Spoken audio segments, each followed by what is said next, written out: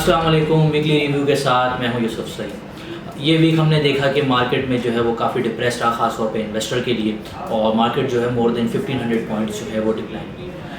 Market decline होने के बहुत सारे रीज़न हैं, लेकिन जो सबसे इम्पॉर्टेंट जो हमें समझ में आता है वो एक इकनॉमिक इंडिकेटर से रिलेटेड, और जिस तरह क्योंकि मॉनेटरी पॉलिसी भी थी इस वीक में, और जिस तरह हमने देखा कि मॉनेटरी पॉलिसी रेट में 25 बेसिस पॉइंट जो है वो इंक्रीज़ किया गया।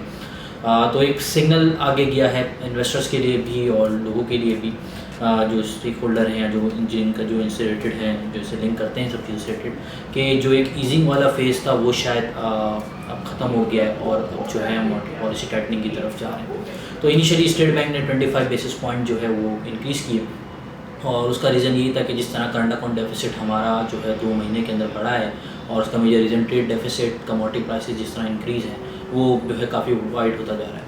तो उसका जो इम्पैक्ट है वो डॉलर पर आ रहा है, तो उसको थोड़ा सा कंट्रोल करने के लिए स्टेट बैंक ने जो है मॉनेटरी पॉलिसी टूल को इस्तेमाल किया है, ताकि जो एक हमारी इकॉनमी जो ओवरहीटेड हो गई है और आगे फर्दर उसकी जो डिटेरियोरेशन आएगी हमारे इकोनॉमिक इंडिकेटर्स के ऊपर, उनको रोकने के लिए स्टेट बैंक ने पॉलिसी रेट इंक्रीज़ किया। इसके बाद एक्सपेक्टेशन शायद ये भी थी मार्केट में कि शायद मार्केट स्टेबल हो जाए, लेकिन हमने ये देखा कि मार्केट स्टेबल नहीं हुई और फर्दर उसमें हमने डिक्लाइन देखा।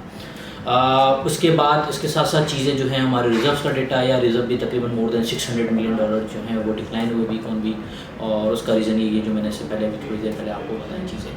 आप गवर्नमेंट और IMF फ्रंट फुट पर आए और उन्होंने कुछ स्टेप्स लेना शुरू किए हैं, जिसमें फाइनेंसिंग से रिलेटेड, कंज्यूमर फाइनेंस से रिलेटेड खास तौर पे जो कुछ स्टेप्स लिए। इसके बाद रेगुलेटरी बढ़ाने के रिलेटेड भी जो बातें हो रही हैं। इसके साथ साथ जो सबसे इम्पॉर्टेंट चीज़ है वो 4 तारीख को जो IMF के साथ हमारा एक रिव्यू मीटिंग है, जो अगर अप्रूव हो जाता है तो हमें $1 बिलियन जो IMF से जो है मिल जाएंगे, और उसके साथ साथ वर्ल्ड बैंक और एशियन डेवलपमेंट बैंक से भी हमें $1 बिलियन और $600 मिलियन जो है वहाँ से मिल जाएंगे।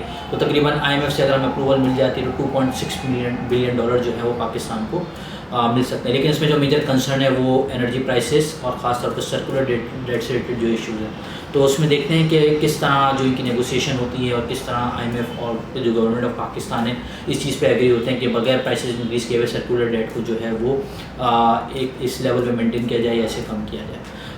इस वीक अगर वॉल्यूम्स की बात करें तो volumes as compared to last week तकरीबन सेम ही रहे, ऐसा कोई ज़्यादा जो है वो इंक्रीज नहीं देखा गया। लेकिन जो सबसे ज़्यादा काम ये है कि टेक्नोलॉजी सेक्टर में हुआ है, और उसमें जो सबसे ज़्यादा टेक्नोलॉजी सेक्टर के जिस स्क्रिप्ट ने कंट्रीब्यूट किया है वो है WT है। इसके अलावा टेली से रिलेटेड भी एक मटेरियल इन्फॉर्मेशन है, खबर चलते रहे। इसके बाद टेली को भी हमने देखा कि किस तरह उसमें जो है वो लोअर लॉक लगना शुरू हुआ, उसकी प्राइसेस जो है अभी भी जो है वो प्रेशर में।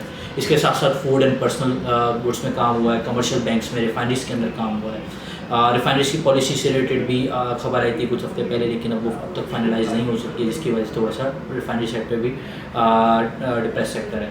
इसके अलावा सीमेंट को देखें तो सीमेंट ने जो है वो एक नेगेटिव मोमेंटम सेक्टर का एक देखने में आ रहा है। उसका रीज़न है कि कोल प्राइसेस, और दूसरी चीज़ है जो सीमेंट बैग की प्राइसेस है वो इस वक्त अब तक इंक्रीज़ नहीं हुई है, जो पॉसिबली आगे जाके फंडामेंटली जो है वो कंपनीज़ को हर्ट कर सकता है। कुछ पॉइंट कंट्रीब्यूशन की बात करें तो सबसे ज़्यादा MCB और बैंक अल्फा ने कंट्रीब्यूट किया है, और उसके साथ साथ SNGP और एबट जो हैं ये चार स्टॉक्स हैं जिन्होंने पॉजिटिवली स्टॉक मार्केट के पॉइंट्स के अंदर कंट्रीब्यूट किया है इंडेक्स के अंदर। और इसी तरह अगर नेगेटिव की बात करें TRG सिस्टम, HBL और OGDC थे जिन्होंने नेगेटिवली कंट्रीब्यूट किया। नेक्स्ट वीक में हमें ऐसा लगता है कि जैसे कि मैंने बताया तो 4 तारीख की जो IMF की मीटिंग है वो काफ़ी इंपॉर्टेंट है। इसके अलावा ये वीक रोल ओवर वीक था जो ख़त्म हो गया है, तो मिक्स ट्रेंड नज़र आता है। और मेरे ख्याल से जब तक 4 तारीख का जब तक IMF का जो हमारा रिव्यू है वहाँ से जो है थोड़ी सी क्लियरिटी आना शुरू हो गया, एक इन्वेस्टमेंट का मोमेंटम जो है वापस से पॉजिटिव साइड में जाना शुरू होगा। तो नेक्स्ट वीक के लिए ये मेरे ख्याल से कि शायद